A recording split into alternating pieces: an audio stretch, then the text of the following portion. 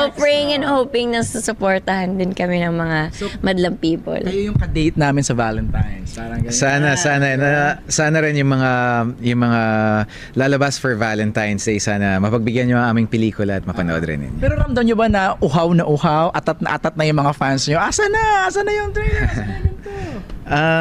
Siguro medyo dahil last year pa namin in-announce ito, parang mid last year pa, and hanggang ngayon ginagawa pa rin namin. So I'm sure umaabot na sa rurok yung excitement rin ng mga nag-aabang from day one. Right.